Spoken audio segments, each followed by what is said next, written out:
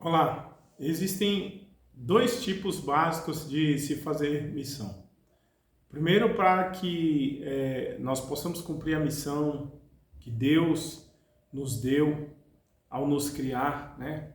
Justamente ao nos fazer nascer de novo, quando Ele nos chamou para sermos filhos, né?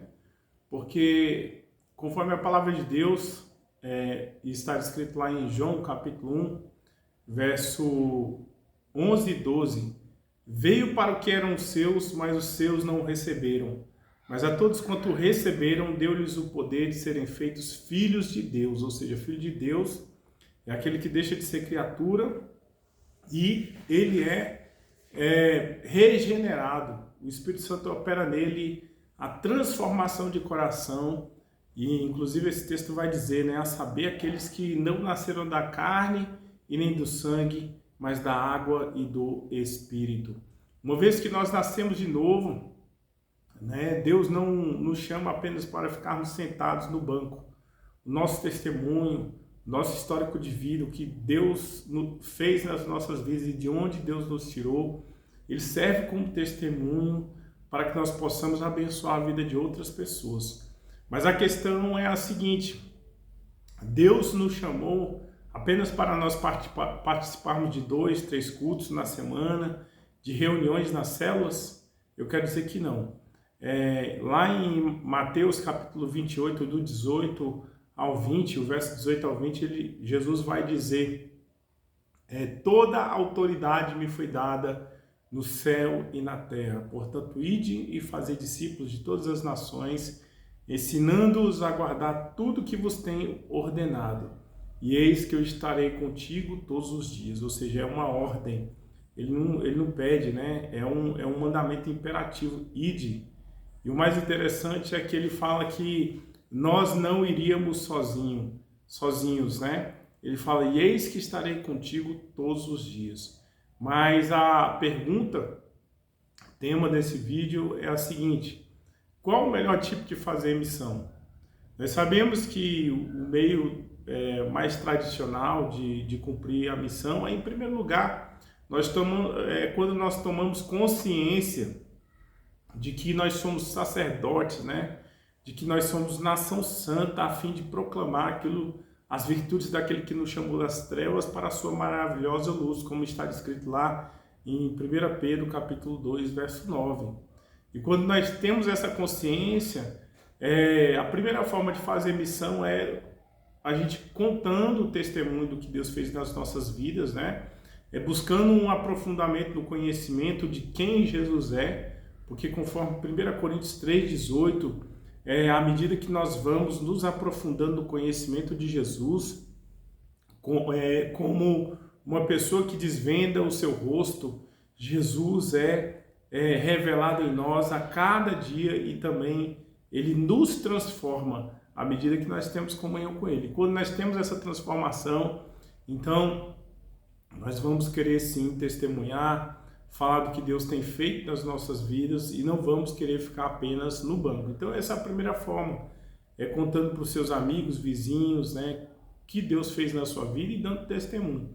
A segunda forma que muitos cristãos, né, abordam, né, e adotam é se filiar a uma determinada instituição ou associação missionária, assim, entregando suas vidas, o seu tempo, para, quem sabe, saírem do país, irem para um outro país pregar a palavra, né, ou então se associando a uma igreja, a uma associação sem fins lucrativos que vai pagar ali o custo teológico, vai custear o seu tempo de formação e depois ele volta e vai fazer a obra ali por uma instituição, entendeu?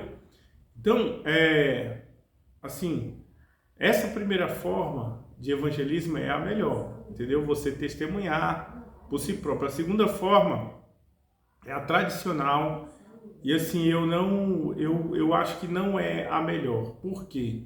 Porque muitas vezes o missionário é enviado, passa por dificuldades, a instituição, se for uma instituição não estruturada, muitas vezes abandona. Eu já vi muitos missionários abandonados no campo, ou muitas vezes pastores que voltam e têm um tempo 100% assim, na obra, são humilhados por tesoureiros, são humilhados por... Mosquitinho passou aqui. São humilhados por presbíteros, líderes e assim por diante. E pode acontecer também de a igreja ela não ser estruturada e não ter ali um fundamento econômico para sustentar a família. Eu vejo muitos colegas, já vi muitos colegas de ministério serem humilhados, né, na hora de receberem ali as seus proventos, suas remunerações mensais. E para mim, né, fazer a obra dependendo 100% ali da tesouraria, dependendo ali 100% de terceiros, não é uma boa coisa.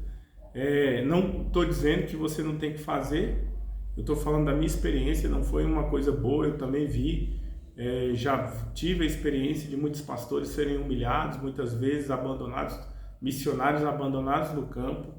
E para mim a melhor forma é a que Paulo demonstra nas suas cartas.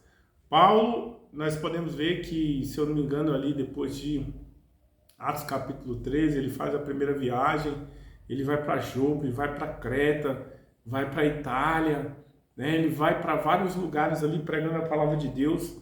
Mas Paulo tinha uma característica. Em primeiro lugar, ele era armador de tendas. E é essa a melhor forma de fazer missão que eu defendo, entendeu?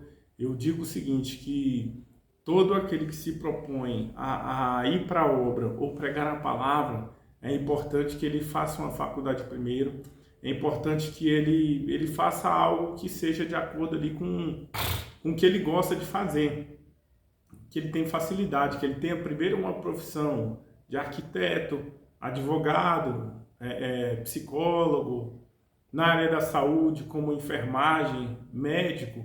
Por quê?